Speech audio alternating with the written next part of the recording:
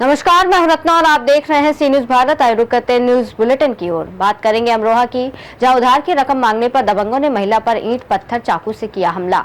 आगे बात होगी दमोह की, जहां आपातकाल के 50वें वर्ष पर भाजपा ने आयोजित की संगोष्ठी। ऐसी तमाम खबरों पर विस्तार से चर्चा करेंगे इस बुलेटिन में। अमरोहा जनपद के आदमपुर थाना क्षेत्र के गांव रूपा नागल निवासी सावित्री पत्नी महिपाल सिंह ने पुलिस को तहरीर देते हुए बताया कि उधारी के पैसे व मेधा काटने की मजदूरी के पैसे मांगने पर गांव निवासी दबंगों ने ईंट पत्थर व चाकू से हमला कर लहूलुहान कर दिया। महिला ने बताया कि गांव निवासी युवक ने कुछ महीने पहले उधार करके 15,000 रुपए लिए थे और लेते समय कहा था कि जब आपको जरूरत पड़ेगी तो मैं वापस कर दूंगा, लेकिन कई महीने बीत जाने के बाद भी युवक ने पैसे वापस नहीं किए। महिला ने युवक के खेत में पड़ी खड़ी मेधा की फसल को मजदूरी पर काटा था। मजदूरी की रकम युवक से वापस मांगने उसके घर मंगलवार की शाम 4 बजे गई थी। पैसे मांगने पर युवक ने अपने परिवार के लोगों के साथ गाली गलौज करनी शुरू कर दी। गाली गलौज का विरोध किया तो युवक ने चाकू से हमला कर दिया। जान बचाते हुए भागी तो ईंट पत्थरों से मारकर घायल कर दिया। महिला के पति महिपाल सिंह ने आरोप लगाते हुए बताया कि दबंगों के खिलाफ तहरीर लेकर थाने पहुंचा तो पुलिस ने तहरीर लेकर रख ली। खून से लहूलुहान मेरी पत्नी का मेडिकल परीक्षण भी नहीं कराया। 24 घंटे बीत जाने के बाद भी दबंगों के खिलाफ पुलिस ने कोई कार्रवाई नहीं की है। क्या नाम है आपका? महिपाल। कहाँ के रहने वाले हो? रूपा नागल के। क्या मामला मारपीट का?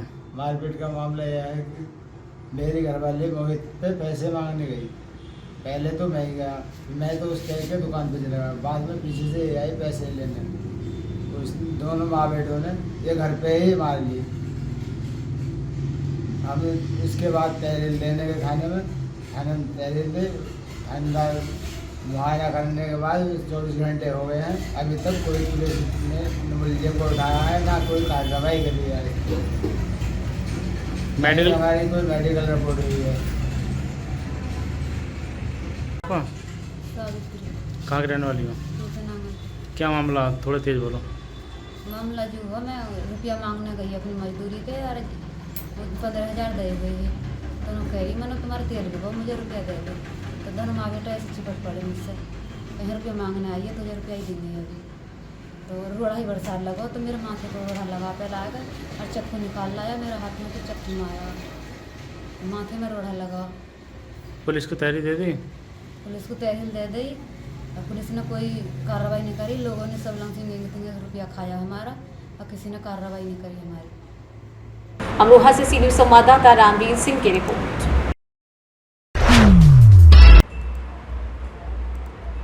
भारतीय जनता पार्टी द्वारा आपातकाल के 50 वर्ष पूर्ण होने पर संविधान हत्या दिवस काला दिवस पर संगोष्ठी का आयोजन किया गया। इसमें पूर्व मंत्री बृजेंद्र प्रताप सिंह मुख्य अतिथि के रूप में उपस्थित रहे। साथ ही पूर्व मंत्री जयंत कुमार मलैया, जिला अध्यक्ष श्याम शिव हरे, महामंत्री सतीश तिवारी मंचासीन रहे। संगोष्ठी में लोकतंत्र सेनानी संघ एवं सभी लोकतंत्र सेनानियों का पुष्पहार पहनाकर स्मृति चिन्ह प्रदान कर सम्मानित किया गया। पूर्व मंत्री बृजेंद्र प्रताप सिंह ने संबोधन में कहा कि आज हम एक ऐसे काले दिन को स्मरण कर रहे हैं जो भारत के लोकतांत्रिक इतिहास में काले अध्याय के रूप में दर्ज है। आज से 50 वर्ष पहले 25 जून 1975 को कांग्रेस की तत्कालीन प्रधानमंत्री श्रीमती इंदिरा गांधी ने देश पर आपातकाल थोपा था। ये केवल एक राजनीतिक निर्णय नहीं था, ये भारत की लोकतांत्रिक व्यवस्था पर सबसे बड़ा हमला था। मंच संचालन जिला महामंत्री रामेश्वर चौधरी, आभार प्रकट संगोष्ठी सह प्रभारी महेश पटेल ने किया। संगोष्ठी आयोजन टोली में संतोष रोहित, राजुल चैराहा सम्मिलित रहे। प्रधानमंत्री नरेंद्र मोदी की प्रेरणा से एक पेड़ मां के नाम अभियान के अंतर्गत भारतीय जनता पार्टी द्वारा जेपीपी कन्या विद्यालय में पौधरोपण का कार्यक्रम आयोजित किया गया, जिसमें पूर्व मंत्री बृजेंद्र प्रताप सिंह, पूर्व मंत्री जयंत मलैया, जिला अध्यक्ष श्याम शिव हरे, कार्यक्रम प्रभारी जिला उपाध्यक्ष रमन खत्री सहित भारतीय जनता पार्टी के कार्यकर्ता, विद्यालय स्टाफ एवं छात्राओं की उपस्थिति रही। तो इसलिए ये सत्ता में आने के लिए संविधान के सहारे चढ़ना चाहते हैं, लेकिन पहले इज्जत करना तो सीखो।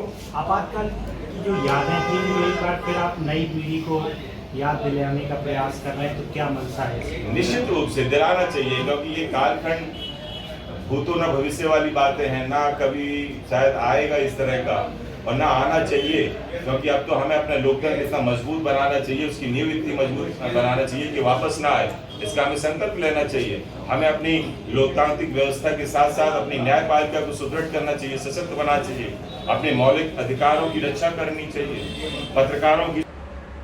दमोह से सी न्यूज संवाददाता संतोष मोदी की रिपोर्ट। गोरखपुर के पांडे हाथा घंटाघर में विरासत गलियारे का निरीक्षण करने पहुंचे प्रतिपक्ष के नेता माता प्रसाद पांडे का बीजेपी के कार्यकर्ताओं ने जमकर विरोध किया। पूर्व मुख्यमंत्री अखिलेश कुमार यादव मुर्दाबाद के नारे भी लगाए। नेता प्रतिपक्ष माता प्रसाद पांडे वापस जाओ के नारे लगाए। ऐसे में उनकी गाड़ी को चारों तरफ बीजेपी कार्यकर्ताओं ने घेर लिया और क्षति पहुंचाने की कोशिश की। भाजपा और सपा के कार्यकर्ताओं में नोक-झोंक के बाद माता प्रसाद पांडे ने कार्यकर्ताओं के साथ विरासत गलियारे का निरीक्षण किया। गोरखपुर से सीनियर संवाददाता एमआई खान की रिपोर्ट। खबर कैमूर से, जहां 24 वर्षों की बसपा के साथ निष्ठा के बाद शाहबाद में युवाओं की आवाज कहे जाने वाले रमेश तिवारी टाइगर के द्वारा जनसुराज पार्टी की सदस्यता ग्रहण की गई, जहां जनसुराज समर्थकों के साथ पूरे शाहबाद में काफी हर्ष का माहौल बन चुका है। वहीं शाहबाद की राजनीति में एक नया अध्याय भी जुड़ गया है, जब बहुजन समाज पार्टी की सेवा के बाद आज जनसुराज पार्टी का दामन थाम लिया गया। ये कदम केवल एक दल परिवर्तन नहीं बल्कि आदर्श है, राजनीति के विरुद्ध एक जागरूक और साहसिक निर्णय है। इसकी जानकारी देते हुए रमेश तिवारी टाइगर ने बताया, यह ऐतिहासिक फैसला नहीं, पूरे बिहार की राजनीति में एक नई दिशा का संकेत है। वहीं जनसुराज के 5 संकल्पों में पहली प्राथमिकता बिहार के बच्चों के लिए बेहतर शिक्षा व्यवस्था सुनिश्चित करना। इसी को ध्यान में रखते हुए जनसुराज ने चुनाव आयोग से चुनाव चिन्ह स्कूल बैग की मांग की थी, जिसे आयोग ने स्वीकार कर लिया है। निर्वाचन आयोग ने जनसुराज पार्टी को चुनाव चिन्ह स्कूल बैग आवंटित कर दिया। जनसुराज के सभी 243 प्रत्याशी स्कूल बैग के निशान पर चुनाव लड़ेंगे। ताकत है और जनसुराज जैसे नए ताकत का असर कर देखिए। आज मैं बिहार के जितने भी 60 वर्ष से ज्यादा उम्र के वृद्ध लोग हैं उनको बधाई और शुभकामना देता हूं कि जनसुराज ने पिछले 3 वर्ष में जो आवाज उठाई है कि इस महंगाई के जमाने में 400 रुपया भीख जो सरकार दे रही थी पेंशन के नाम पर, कम से कम अब आंख उनकी खुली है और उसको 1100 किया है। तो बिहार के सारे वो लोग वृद्धजन, दिव्यांग, विधवा जिनको 400 रुपया मिलता था उनको 1100 मिलेगा। लेकिन मैं आपके माध्यम से बिहार की जनता को बताना चाह रहा हूं कि आपके बदहाली का, परेशानी का जो जनसुराज ने वादा किया है, दौर खत्म होने वाला है। ये जो पेंशन अभी बढ़कर 1100 हुआ है, ये छठ के बाद 2000 हो जाएगा। और सिर्फ पेंशन की बात नहीं है, ये लोकतंत्र की ताकत है। जैसे ही विकल्प सामने दिखेगा तो निश्चित तौर पर सभी दलों को कुछ न कुछ काम करना पड़ेगा। कैमूर से सीनियर संवाददाता ओम प्रकाश तिवारी की रिपोर्ट।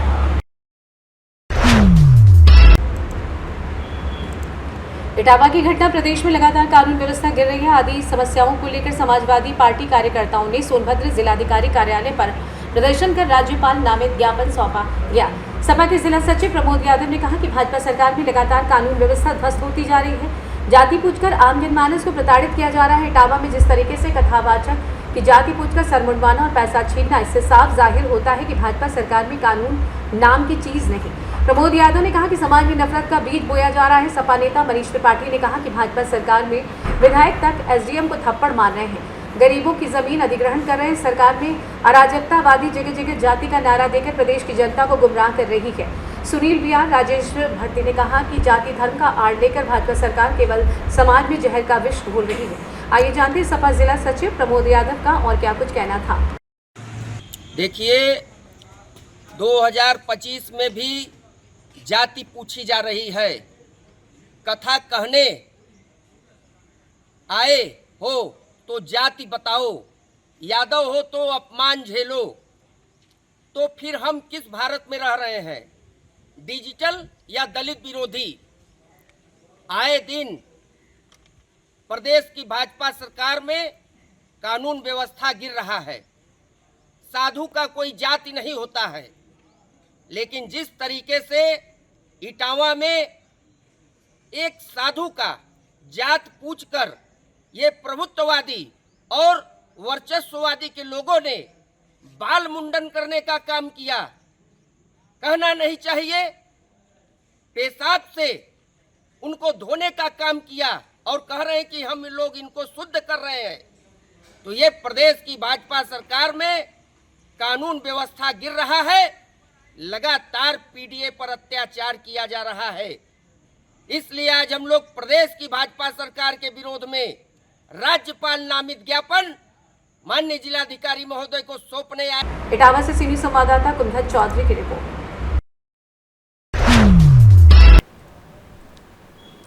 पुलिस को मुंबई से सूचना प्राप्त हुई कि एक व्यक्ति अपने काले रंग की सुजुकी एक्सेस स्कूटी से अपने पास अवैध मादक पदार्थ स्मैक रखकर बड़ौद पिपलोन तनोरिया मार्ग होते हुए इंदौर जाने वाला है। सूचना के आधार पर पुलिस टीम द्वारा पिपलोन फंटा तनोरिया रोड पर घेराबंदी की गई। कुछ समय बाद मुखबिर द्वारा बताए हुए हुलिये के अनुसार एक स्कूटी पर एक युवक आता हुआ दिखाई दिया, जिसे रोकर नाम पूछने पर उसने अपना नाम आकाश चौहान बताया। वहीं बता दें कि तलाशी लेने पर उसकी पैंट की जेब से एक प्लास्टिक की पारदर्शी थैली में भरा हुआ 20,05,000 कीमत की 200.50 ग्राम मादक पदार्थ स्मैक बरामद हुई। इसके साथ ही 200 रुपये नगद, 15,000 कीमत का एक मोबाइल फ़ोन और 80,000 कीमत की स्कूटी भी जब्त की गई। इस प्रकार कुल 21,02,00,000 रुपये की मशरूका जब्त की गई। पुलिस ने NDPS एक्ट के अंतर्गत तस्कर को गिरफ्तार किया। 25/6 को सूचना मिली थी, मुखबिर द्वारा सूचना मिली थी कि आगर तनोरिया पिपलोन मार्ग पे एक काली स्कूटी में के अनुसार एक व्यक्ति खड़ा है, जिसको उसको तस्दीक करते हुए जाके जब चेक किया तो काली स्कूटी पे आकाश चौहान 407 विजयनगर इंदौर खातीपुरा विजयनगर इंदौर का मिला। तो उसको बाकायदा सारी प्रक्रिया को फॉलो करते हुए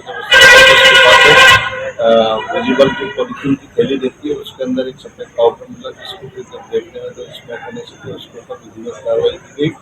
स्मैक की जो मात्रा थी जो तोल पे 200.5 ग्राम थी, जिसकी कीमत 20,05,000 रुपये है। और एक उसकी जो काले रंग की स्कूटी है जिसकी कीमत 80,000 रुपये, एक वीवो का मोबाइल है जिसकी कीमत 15,000 रुपये है। तो इससे दिया गया है जो कुल जो राशि हमारी जो इस कार्रवाई में हुई है वो 21,02,00,000 रुपये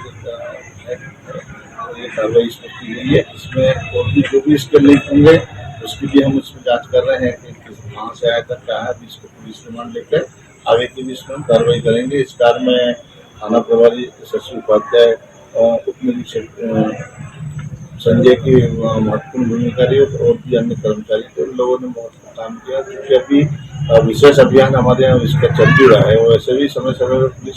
आगरमालवा से सी न्यूज़ संवाददाता अर्श अहमद कुरैशी की रिपोर्ट।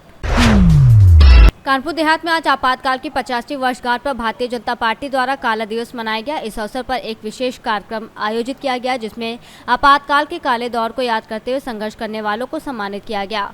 कार्यक्रम में मुख्य अतिथि के रूप में प्रदेश महिला कल्याण निगम की अध्यक्ष और दर्जा प्राप्त मंत्री कमलावती सिंह ने शिरकत की।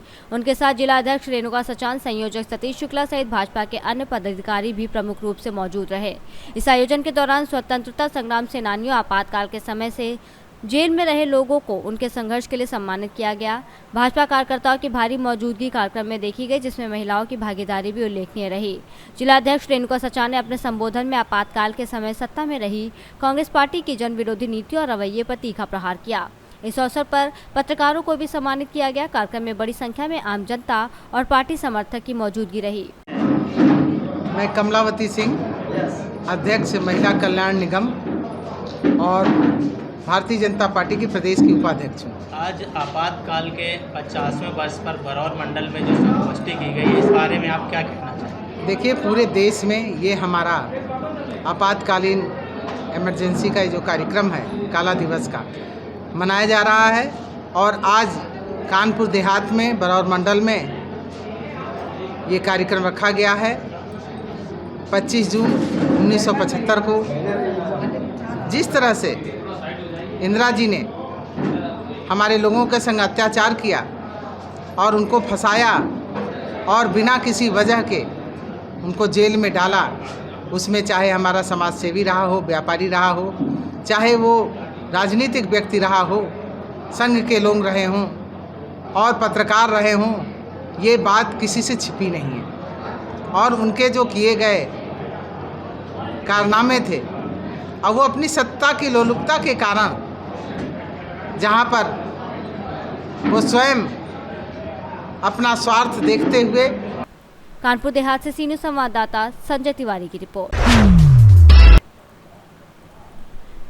उत्तर प्रदेश वार्ड 11 तारिक नगर के निवासी इन दिनों जल जमाव की गंभीर समस्या से जूझ रहे हैं। इलाके में पानी की निकासी की समुचित व्यवस्था न होने के कारण सड़क पर भारी जल भराव हो गया है, जिससे स्थानीय लोगों के साथ साथ राहगीरों को भी भारी परेशानियों का सामना करना पड़ रहा है। गंदे पानी में सड़कें डूबी हुई हैं, जिससे न सिर्फ आवाजाही बाधित हो रही है बल्कि बीमारियों का खतरा भी बढ़ गया है। इलाके के लोगों ने बताया कि इस समस्या को लेकर कई बार क्षेत्रीय पार्षद से शिकायत की गई, लेकिन अब तक कोई प्रभावी कार्रवाई नहीं हुई। शिकायतों के बावजूद सफाई व्यवस्था जस की तस बनी हुई है। लोगों का आरोप है कि स्थानीय प्रशासन की अनदेखी के कारण उन्हें इस नरकीय स्थिति में जीना पड़ रहा है। क्षेत्रवासियों ने मीडिया के माध्यम से मुरादाबाद नगर आयुक्त और उच्च अधिकारियों से अपील की है कि वो इस गंभीर समस्या का तत्काल संज्ञान लें और इलाके में सफाई अभियान चलाकर पानी की निकासी की समुचित व्यवस्था कराएं। स्थानीय लोगों का कहना है कि यदि प्रशासन जल्द कोई कदम नहीं उठाता तो वो उग्र आंदोलन के लिए मजबूर होंगे। जमील नाम है। क्या परेशानी है? परेशानी ये है कि 2-3 साल से पानी भर रहा है राजेंद्र के पास। कम से कम हमारी बस्ती के 20-20 लोग 10 बार चले गए, सुन के नहीं देता बिल्कुल भी। आते नहीं इधर को। अब स्कूल खुल जाएंगे 1 तारीख को, बच्चे इतने परेशान हो जाएंगे, एक भी बच्चा स्कूल नहीं पहुंचेगा। भाई वो तो लेटर पेन दे देते हैं, ये लेटर पेन ले जाओ, एप्लीकेशन लिख दो। मस्जिद मदरसा पूरा भरकर चल रहा है राशिद स्पोर्ट वालों का।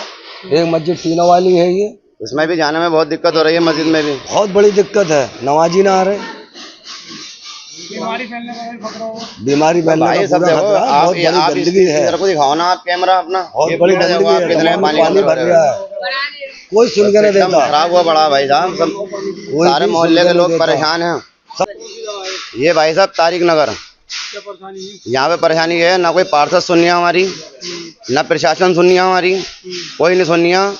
गली के लोग, मोहल्ले के लोग परेशान हो रहे हैं, दी बेटियाँ परेशान हो रही हैं, नमाजी परेशान हो रहे हैं, मस्जिद में नमाजी नहीं आ पा रहे हैं। और यहाँ पे आप देख सकते हो क्या स्थिति है। यहाँ की स्थिति इतनी ख़राब है कि ना पार्षद को चाहिए था इस काम को एडजस्ट करे जैसे कैसे, मगर कोई आदमी इस चीज़ को एडजस्ट नहीं कर रहा। अभी बताओ हम कहाँ जाएँ? अच्छा, बरसात का मौसम है, ऐसे में आप मैं भाई बिना बरसात के बरसात हो रही है यहाँ पर। बरसात तो अभी आने वाली है, ये बिना बरसात के पानी भरा हुआ है। बरसात में तो हमारे घरों में पानी होगा, हम कहाँ सोंगे? प्रशासन के घर में जाकर सोंगे? नजदीकी मोहर्रम त्योहार है, चेलम है। महबूब भाई, कौन सी जगह है? तारिक नगर है। ये क्या परेशानी हो रही है? यही परेशानी है, तो आप देख लीजिए अपनी आंखों से कितनी परेशानी है यहाँ पर। बच्चे बड़े बूढ़े सब, कभी कोई गिर जाए, कभी कोई गिर जाए। स्कूल से बच्चे आ रहे हैं। ये 2-3 साल से बहुत परेशानी हो रही है यहाँ पर, कोई सुनवाई नहीं हो रही। जगह जगह पार्षदों से भी शिकायत करी भाई, पार्षद भी काम नहीं कर रहा है, प्रशासन काम नहीं कर रहा, कोई आदमी कोई काम नहीं कर रहा। ये राजेंद्र जी, वार्ड नंबर 11 है।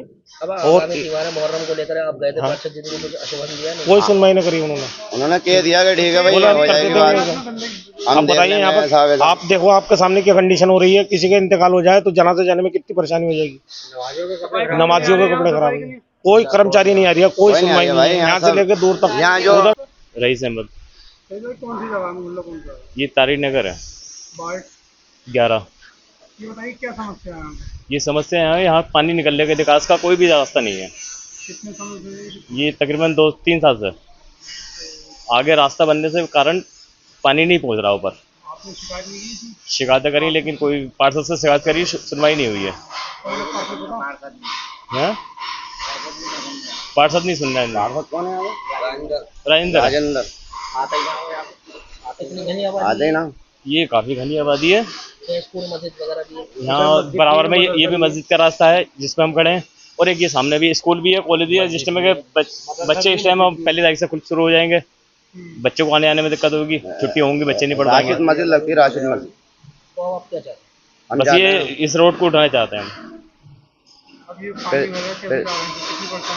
परेशानी पड़ रही है। कोई भी बच्चा अभी स्कूल खुल जाएंगे 1 तारीख से, कोई भी बच्चा स्कूल नहीं जाएगा। नमाज को भी घूम के जा रहे हैं। मुरादाबाद से सीनियर संवाददाता मोहसिन सिद्दीकी की रिपोर्ट।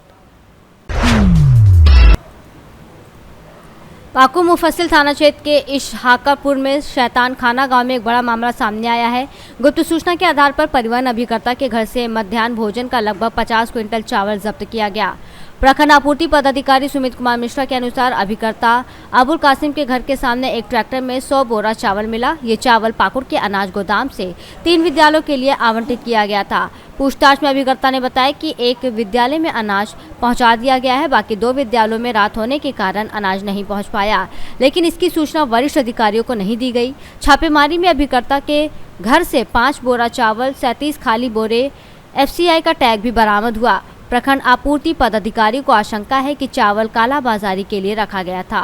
एक गुप्त सूचना के आधार पर हम लोग परिवहन अभिकर्ता जो है मध्याह्न भोजन का अबुल कासिम जी हैं, उनके घर के सामने जो है ट्रैक्टर में कुछ सरकारी चावल का बोरा का पता चला, जिसमें हम लोग रात को लगभग 11 बजे हम और जिला आपूर्ति पदाधिकारी साथ में थाना प्रभारी महोदय भी वहाँ गए। तो हम लोग ने वहाँ पाया कि एक ट्रैक्टर जो है उसमें तिरपाल ढका हुआ लगभग 99 बोरा 100 बोरा चावल था FCI का, जो मध्याह्न भोजन से संबंधित था, क्योंकि वो जो गाड़ी का संख्या था वो हमारे गोदाम से कल के डेट में चालान कट के 3 विद्यालयों के लिए मध्याह्न भोजन का चावल निकला हुआ था।